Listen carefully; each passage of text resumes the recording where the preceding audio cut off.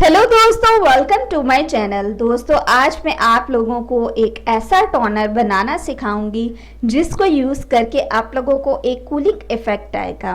दोस्तों आज मेरी वीडियो का जो टॉपिक है वो ये है कि गर्मी से चेहरे की जिल्द को कैसे महफूज रखें। दोस्तों जब गर्मी आती है चेहरे पे डलनेस फील होती है, रंग काला होने लग जाता है और फ्रेश स्किन बिल्कुल भी नहीं रहती।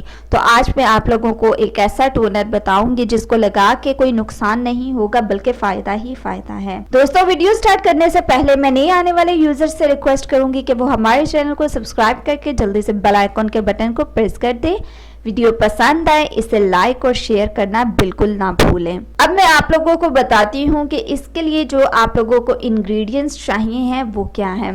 इसके लिए जो आप लोगों को इंग्रेडिएंट्स चाहिए हैं वो है 1 कप अर्के गुलाब। उसमें आप लोगों ने ऐड करना है 1 टीस्पून लवेंडर ऑयल आप लोगों ने डाल लेना है। अब आप क्या करेंगे, अब आप इसमें सते पुदीना यानी कि मिंट क्रिस्टल्स ये आप लोगों ने डालना है, तकरीबन 1/4 चाय का चम्मच डालना है। इससे ज़्यादा आपने इसको बिल्कुल नहीं यूज़ करना क्योंकि ये स्किन पे इरिटेशन फिर करेगा। दोस्तों ये आप लोगों को बहुत आराम से मिल जाएगा और ये बहुत सस्ता होता है। आपने इसको बहुत अच्छी तरह से मिक्स कर लेना है रोज़ वाटर और लेवेंडर ऑयल का जो आप लोगों ने मिक्सचर बनाया है उसमें। फिर आपने इसको किसी स्प्रे बॉटल में डाल लेना है।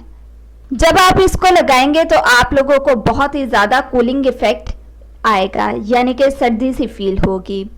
आप इसको अपने फेस पे, गर्दन पे, हाथों पे लगा सकते हैं। दोस्तों जब भी आप बाहर जाएं तो अपनी छोटी स्प्रे बॉटल में इसको डाल लें और जब आपको गर्मी लगे तो आप 2 से 3 दफ़ा दिन में इसको कर लें। ये बहुत इफ़ेक्टिव है। आप लोग इसको एज अ मेकअप फिक्सर भी यूज़ कर सकते हैं और मेकअप करने से पहले भी आप इसका स्प्रे कर सकते हैं क्योंकि ये जज़ब हो जाएगा और एक आपको कूलिंग इफेक्ट देगा और आपका मेकअप भी स्टे करेगा, पसीना नहीं आएगा, मेकअप बिल्कुल भी ख़राब नहीं होगा।